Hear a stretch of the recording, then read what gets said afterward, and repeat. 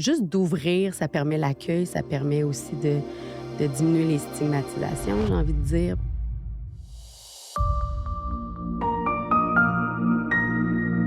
Alors, bonjour Sophie. Bonjour, vraiment contente d'être là, vraiment. Ah, mon Dieu, moi, je suis tellement ravie. Donc, Sophie Martel, Oui. tu es infirmière, tu as gradué en sciences infirmières à l'Université de Montréal. Mmh. Ensuite, tu as fait une maîtrise infirmière clinicienne spécialisée. Mmh. Puis, tu as un parcours qui t'a amené à développer par la suite un investissement vraiment total de ta personne au niveau de la communauté autochtone, parce que tu fais partie de la communauté autochtone du lac Saint-Jean. Oui, pécuniaire chien. Ouais, ouais, ouais. Ah, c'est Yep. Mmh. fantastique. Est-ce que tu peux parler un petit peu de ton parcours en tant qu'infirmière? Puis qu'est-ce qui t'a amené justement à t'investir avec la communauté autochtone? En fait, ce qui est intéressant par rapport à cette spécificité-là dans mon parcours, hein, parce que je me suis promenée pas mal effectivement, j'ai été en pharmacie entre autres et tout ça, mais ce qui m'a amené, c'est vraiment un intérêt à reconnecter avec cette partie-là de ma culture que je connaissais pas puis pour laquelle on m'avait pas trop donné d'enseignement, mais il y avait comme une espèce d'attirance que j'avais à aller redécouvrir mes origines, en fait. Oui, puis il y a tellement de choses aussi à conjuguer avec la communauté. C'est tellement extraordinaire. Je trouve que c'est tellement important de se rapprocher et de saluer ce genre de mouvement, hein, parce qu'on voit tellement que c'est des gens qui sont en train d'éclore, puis c'est fantastique, c'est beau. Ouais, puis c'est vraiment merci, puis c'est extraordinaire de voir, l'intérêt, ben, de tous, en fait. Tranquillement, en fait, on essaie d'aller vers l'autre, créer des connexions, apporter, nos façons de faire un peu que moi je redécouvre aussi, puis que j'ai vraiment beaucoup d'intérêt à l'échanger puis à le partager avec les gens avec qui, j'ai l'occasion de le faire. Ouais. Dans ton parcours, ce que j'ai remarqué aussi, Sophie, c'est que tu es une grande humaniste, hein. Tu es quelqu'un qui veut être proche des gens, tu t'intéresses à la santé globale, tu t'intéresses à l'enseignement, parce que c'est ça que tu fais beaucoup maintenant, beaucoup de Mmh. formations. On va en parler un petit peu plus tard. Qu'est-ce qui fait que tu as eu ce virement de carrière? Parce que est-ce que c'est l'observation de l'être humain, le fait d'avoir ressenti que tu pouvais avoir un impact plus important en t'investissant autrement? Ce qui a eu un changement drastique au niveau de ma carrière ou de mon parcours, c'est le moment où, j'ai travaillé en précarité, en prévention de l'itinérance à Laval. On a eu un projet où on est sorti du réseau de la on a amené le réseau de la santé à l'extérieur. Pour faire une histoire longue courte, c'est que je pensais que ça faisait 3 4 ans, personne nous parlait, on investissait les ressources, mais on n'avait pas le retour, les gens ne voulaient pas communiquer avec nous. Puis pour moi, être une infirmière, c'était l'intervention physique, le soin direct, là. Et là, j'ai dit: «Coudonc, j'y arrive pas. Je suis qui? Est-ce que je suis encore une infirmière dans ce contexte-là?» Donc j'ai eu à me redéfinir à ce moment-là pour qu'à un moment donné, j'avise pas que je me présente pas une ressource. On avait des réunions, hein, je sais pas si vous connaissez le réseau, mais quelques réunions et au retour de ça, ce qui s'est passé, c'est qu'il y avait une file qui on savait pas qu'est-ce qui se passait. On a dit: «Coudonc, il y a une vedette qui est ici ou qu'est-ce qui se passe?» Donc on rentre pour se rendre compte que le travailleur social et moi, avec qui je travaillais à cette occasion-là, puis qu'on voyait personne, là, ou pratiquement personne, nous attendait. Nous attendait, faisait la ligne pour nous voir, pour nous demander on était où, qu'est-ce qu'on faisait, pourquoi qu'on n'avait pas été là, pourquoi on les avait pas avisés. Donc, il y a eu cette espèce de switch, à l'intérieur de moi qui a fait j'ai compris que je soignais en étant juste présente et Mmh. pour moi, ça a été un changement de paradigme complet et c'est à partir de ce moment-là que je peux le définir que le reste s'est enclenché. Donc, une belle opportunité que cette clientèle-là m'a permise d'avoir. C'est drôle parce que tu touches un élément sur lequel moi je discute souvent, c'est toute la gratitude dans l'échange avec l'individu. Donc, Mmh. c'est comme si tu as eu un éveil de dire: «Juste moi, dans ma présence, Mmh. en tant qu'infirmière et en tant que personne humaine, je peux faire une différence en interagissant avec une autre personne qui a besoin de soins». Des Mmh. fois, ça peut être l'attention. C'est toute la gratitude, la subtilité du contact Mmh. qui fait en sorte que déjà la personne commence un processus de guérison, commence un processus de transformation. Puis c'est un peu ce qu'on veut, ensemble amener avec les Mmh. soins intégratifs qu'on veut conjuguer Définitivement. avec tout ce qui existe déjà dans nos soins de santé. Donc c'est vraiment révélateur. Je trouve que ça dénote, encore plus toute ta personnalité sensible, intuitive. Fait que là, tu t'es dit: «Bon, là, maintenant, il faut que je crée quelque chose qui va vraiment me définir». Et qu'est-ce que c'est exactement? Oh, ça reste un parcours à définir. Ma définition de moi-même, c'est encore un enjeu. Je découvre. Ce que j'ai envie d'apporter, c'est que comme infirmière, on voit beaucoup la personne bio-psycho-socio-culturelle, spirituelle à l'intérieur de son environnement. Puis ce que Mmh. j'ai l'impression que où ma vie m'amène, ou du moins ma carrière m'amène, c'est à visiter toutes ces facettes-là de l'être humain. Et c'est fascinant à chaque fois de découvrir que j'ai l'impression que je m'en vais vers une clientèle pour leur enseigner quelque chose, pour leur apprendre quelque chose, mais je pense pas je pense, je sais qu'à chaque occasion, c'est une parcelle de moi que je redécouvre, que j'apprends à connaître, puis que j'apprends à apprécier, puis qui fait de moi, j'ose espérer, quelqu'un qui partage par la suite avec plus de finesse ou plus d'unicité. Voilà. Ah ça, j'en suis convaincue. En tout cas, c'est certain que tu dois, pouvoir, interagir avec beaucoup de raffinement, tu sais, aller chercher la source de l'individu dans toute son sa splendeur. Mmh. Et c'est ce que tu fais d'ailleurs dans tes activités maintenant, dans tes avec ce que tu proposes comme formation. Oui, dans les formations en sécurisation culturelle autochtone, avec une approche double regard qui est un peu ce qu'on pourrait appeler effectivement une approche intégrative dans une intention de décolonialiser, si on veut, mais que la personne puisse reprendre un peu on parle de reprendre son pouvoir, mais je pense pas qu'on a rien à reprendre, on l'a déjà en nous. C'est juste de le laisser émerger. Puis en toute humilité, j'explique ou je partage mon parcours de reconnexion, mais en même temps en co-création avec les individus. Moi, c'est principalement les professionnels de la santé avec lesquels j'interagis pour voir comment ça peut s'inscrire dans une pratique, une rencontre, en fait, qu'on propose dans ce type d'atelier-là ou de conférence ou de formation. Mmh. Oui. Est-ce que tu peux donner un exemple plus précis? Comment ça se développe? Certainement. Par exemple, on a des infirmières qui viennent réintégrer, en fait, qui Mmh.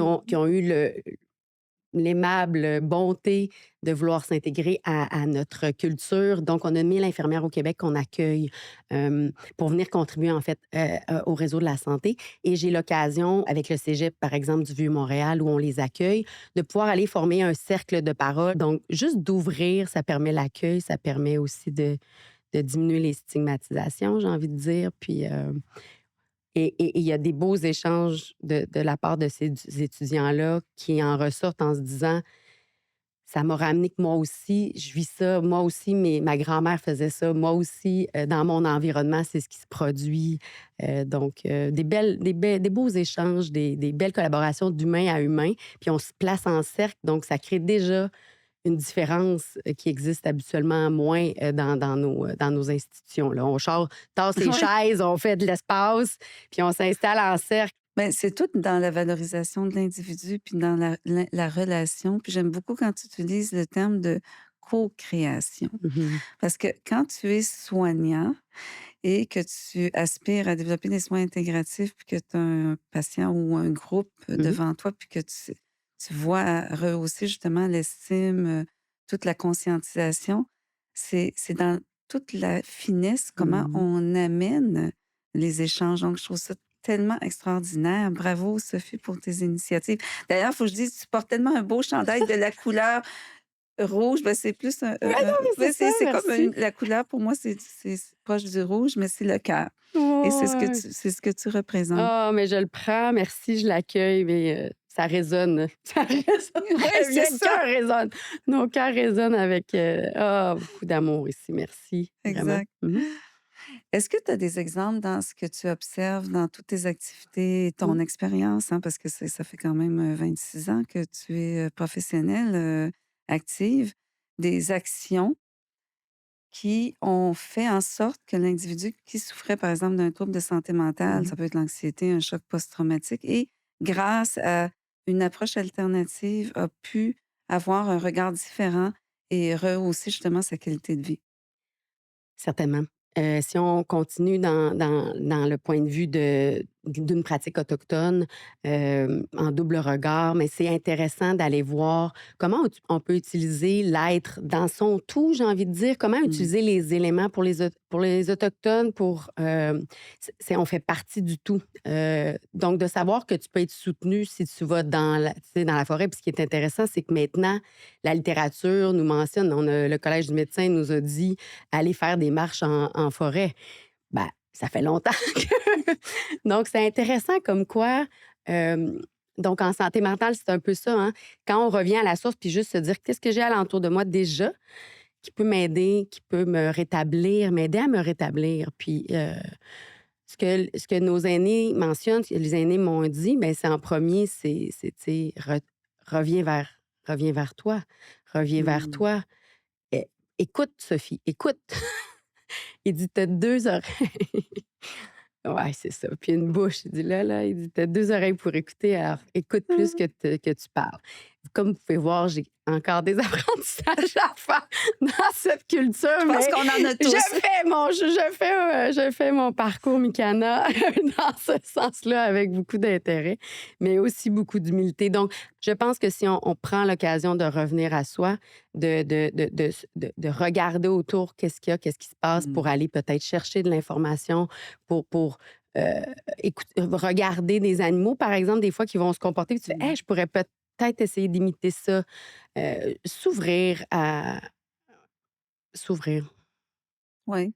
Je vais faire du pouce sur qu'est-ce que tu parlais, le contact avec la nature. Un de mes collègues, pharmaciens avec, d'autres collègues médecins, Mmh. c'est eux qui ont fondé Prescrit Nature de la sylvothérapie. Donc Oui. c'est pour ça que je connais Mmh. bien le programme. Puis c'est tout récent, hein, ça fait 2 ans environ, 2 3 ans. Puis, en fait, il y a toute une émergence d'approches maintenant qu'on sait qui peut avoir des bienfaits sur la santé mentale, hein. Mmh. Puis c'est tous les aspects qu'on parle d'introspection. Il y a la communauté, puisque ce que les Autochtones ont de Ouais. très puissant en eux. Puis Mmh. j'aime beaucoup quand tu parles des aînés parce qu'il y a toute une valorisation chez les Autochtones des gens qui vieillissent. Mmh. Oui, Ils définitivement. sont vus comme des grandes personnes sages sur lesquelles on peut se baser pour échanger et ça, c'est très valorisant aussi pour quelqu'un qui a besoin de dialoguer puis de se sentir mieux. Tu sais, quelqu'un qui est Ah anxieux ou tu oui. sais, qui a besoin de support, Ça relativise, ça permet: «Ah ouais, OK». Tu peux te déposer. Puis là, ouais, des fois, tu sais, juste, juste des fois, on a besoin de ça. Juste de un se coller, col-col. puis un petit col-col, puis on fait puis il y a cette espèce de, il y a quelque chose qui se dépose, puis tu fais: «Ah OK, ouais. Ah OK». Puis là, on recommence et on repart et ça fait toute la différence et souvent peu de mots, j'ai envie de dire. C'est des gens de peu de mots, mais des Mmh. mots qui sont justes. Mmh. Donc on voit aussi que tu observes dans ta communauté une fierté, hein, de pouvoir faire revivre toute cette culture, riche. Ah, définitivement. Puis plus je la découvre, hein, parce que je sais que j'en ai encore énormément à découvrir, plus je vois la plus-value de cette intégration-là, hein, du Mmh. double regard avec laquelle j'ai eu la chance de travailler avec la santé publique, où on a eu l'occasion d'échanger pour se rendre compte qu'il y en a, de créer ces ponts-là. Puis il y en a tellement finalement, à tous les niveaux, autant individuels que politiques, hein, parce que c'est ça aussi les discussions, c'est tu veux des changements, mais si c'est déjà le 1er changement, c'est à l'intérieur de toi, mais si il y a l'occasion de pouvoir se reproduire à des niveaux plus macro, ben, hey, Mmh. go là! Donc Mais on est tellement à l'ère, je intéressant. pense, de conjuguer, hein, nos forces. Puis c'est pour ça que je trouve que tes actions sont fort pertinentes et élogieuses parce que tu es active dans un milieu qui t'est cher, mais en même temps, tu fais des ponts avec les centres d'enseignement Mmh. dans certaines sphères gouvernementales. Parce que si on veut faire émerger une nouvelle approche au niveau des soins de santé, il faut que tout le monde en soit ensemble Oui. là-dedans. Ces êtres-là existent et ils recherchent juste à ce que ça se produise, mais oser demander à les rencontrer. Oui. Je suis 100% d'accord avec toi, mais je pense qu'on est 2 femmes très positives, hein? Je pense que là-dessus, on se trompe pas. Ben, oui, c'est le positivisme, mais en même temps, Mais c'est réaliste. ouais, Oui, oui, oui. c'est J'y crois sincèrement parce que c'est vrai dans ma vie. Je sais pas comment dire ça Tu ailleurs. J'ai dit, manifestes. c'est ça. J'ai dit, ouais, je peux pas faire autrement. Hey, j'en ai des périodes où j'ai pas de fun, là. Puis, puis je suis pas drôle, puis c'est pas comique, mais ah, et elles se font de moins en moins. En fait, elles sont de moins en moins profondes et de moins en moins longues, à Ouais. ma grande. Ben, moi, je crois beaucoup qu'on peut orienter notre conscientisation de manifestation, donc de viser les possibilités. Je pense que c'est Alors, ça. allons-y, c'est Oui, ça. c'est ça. Ah oui, oui, visons, visons. Un dernier mot, Sophie, Certainement. ce serait quoi ton vœu le plus cher? Disons dans la prochaine année, là. Dans la prochaine année, euh, mon vœu, pour moi, c'est de poursuivre c'est pas une quête, mais ce retour à moi d'apprendre à mieux me connaître parce qu'après ça, ça a une incidence sur ce que je vais faire dans mes Mmh. actions, dans ce que je vais proposer, dans ce que je vais oser aussi, vers quoi je vais oser aller. Donc, je dirais poursuivre cet élan-là que j'ai de prendre soin de moi pour mieux prendre soin des autres. Mmh. Mmh. Hey, merci beaucoup, Sophie. C'était Merci. très Oh, enrichissant. définitivement. On Même va se chose pour moi. reprendre. C'est certain. C'est pas fini, nous deux. Merci.